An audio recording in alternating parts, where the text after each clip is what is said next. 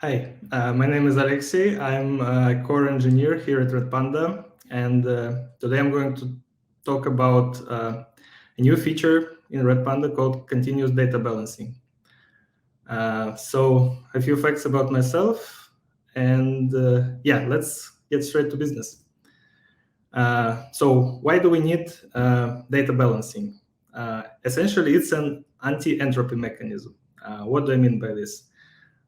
Suppose you have a fresh Redpanda cluster and you produce some data, consume some data, create some topics, whatever, and everything works great. But in time, things start to get worse because things like adding nodes happen, removing nodes, replacing nodes, or I don't know, different data producing patterns, whatever. So we can say that the cluster accumulates disorder or entropy, and in time it loses a little bit of its resilience and performance.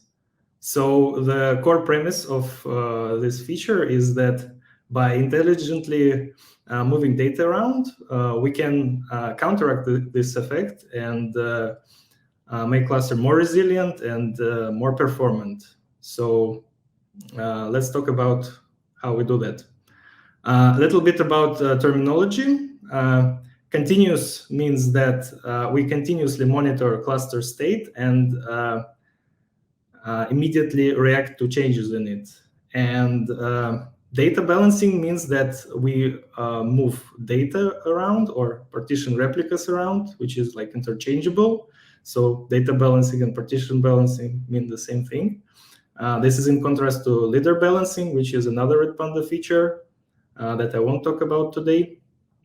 That is much more lightweight, but also improved performance.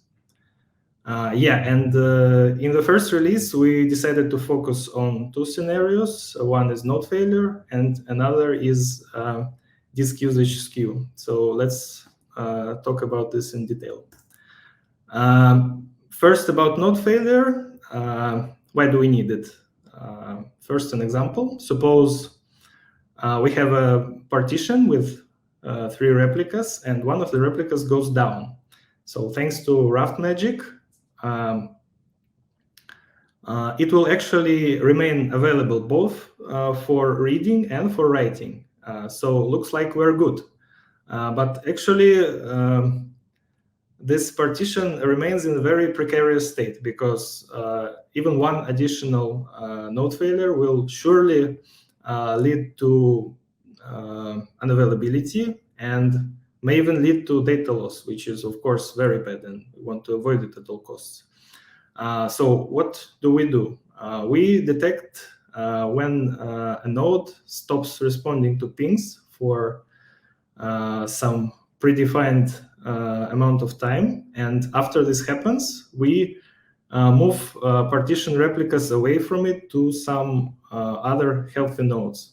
And this way, partitions regain their availability guarantees, and we can simply replace the failed replica at our own pace without any hurry. So this timeout is by default set to 15 minutes, which should be enough to restart the node or maybe even do some small maintenance. But of course, it's configurable at runtime.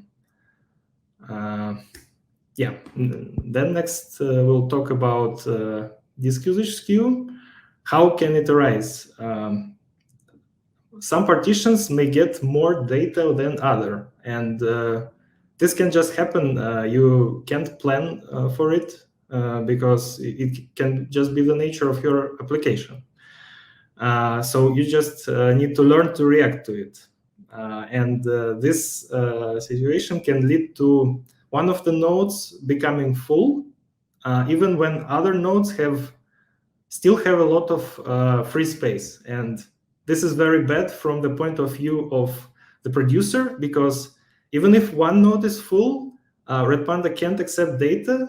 This means that producer has nowhere to push it and may even drop data on the ground, which is, of course, equivalent to data loss. So we also want to avoid it at all costs. So what do we do in this case? We just move replicas away from nodes that exceed some predefined disk usage threshold, which is 80% by default. Yeah, and additional effect of this is that these partitions that get more data, they're probably partitions that are much more loaded than other partitions. So if we distribute them across the cluster, this will also help with performance because it will use cluster resources more efficiently, so which is also a nice bonus. Okay, so demo time. Yeah, let me explain what's happening here. Here we have a cluster in Docker Compose with 5 nodes. Let me show you with RPK cluster info. Yeah, so a 5-node cluster, which is empty. Now let's create a topic.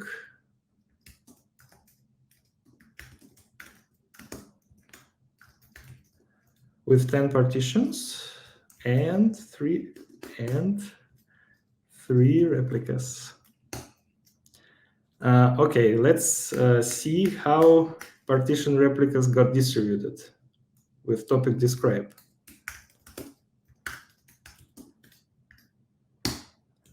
Yeah, as you can see, replicas are distributed over all nodes pretty much. Yeah, pretty much over all nodes. So let's just add some produce load. I've created a script that that will produce 1,000 1 kilobyte messages per second. So this is approximately 1 megabyte per second, which is just small but persistent produce load. Okay. We'll see that it started producing. Let's validate it.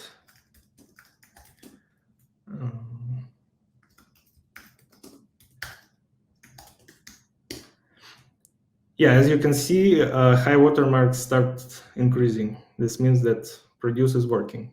Okay, let me now introduce the balancer status command, which is more convenient to run inside the Redpanda node. Yeah, so now we're inside the node, and it's not required, but it's just easier. Okay, RPK.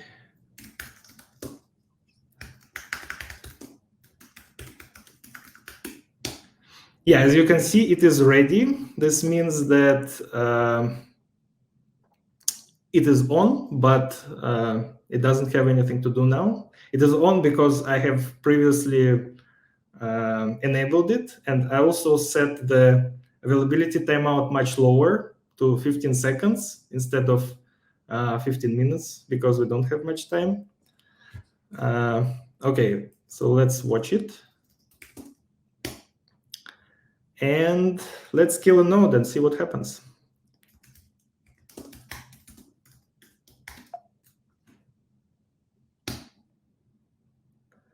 Yeah, as you can see, produce load had some small hiccup, but continued pretty much without problem.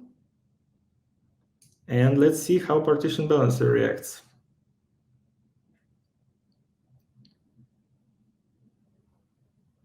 Yeah, so here you can see that it noticed that the node 4 became unavailable and assigned some partition movements. Here is the count of the number of these movements. It goes down pretty fast. Yeah, so now it's back to ready. This means that all partitions have moved. So let's just validate it. Yeah, here we can see that now there are no replicas on node 4. And this is actually great because, yeah, and I must add that during this process, produce workload worked without any problems, which is great. And yeah, I'd like to stress that thanks to partition balancing, we can now kill another node, and produce workload won't notice it again. So we kill another node. Yeah, and produce just continues without any problems. So we couldn't achieve this without partition balancing. So I guess that's it. Thanks for watching, and yeah, if you have any questions or feedback, I'd like to hear that. Thank you.